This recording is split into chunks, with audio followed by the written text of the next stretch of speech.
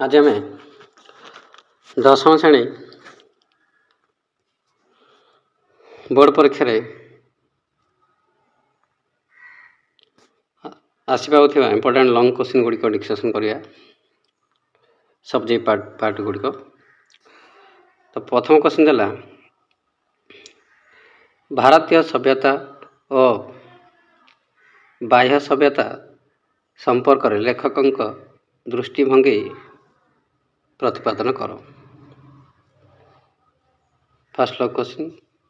द्वितीय long question देला वंदे उत्कल जननी एक जातीयतावादी कविता विचार कर। द्वितीय लॉन्ग क्वेश्चन। तृतीय 3 नंबर।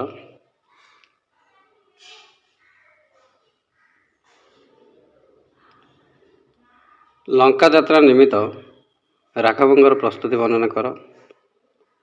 ज्ञान और विज्ञान प्रदर्शित नेत्रा जोगी ऋषिगण जट पवित्र एडा हूँ आम सरल अर्थ।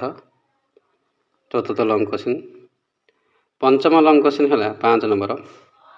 तुम अंचल एक प्राथमिक विद्यालय प्रतिष्ठा करने पाई शिक्षा विभाग और निर्देशक निकट को एक दरखास्त लेख।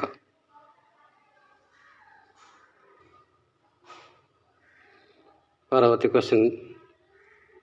विदेशी भाषा रे शिक्षा देवार असुविधा गुड़िक वर्णना कर। परवर्ती लॉन्ग क्वेश्चन।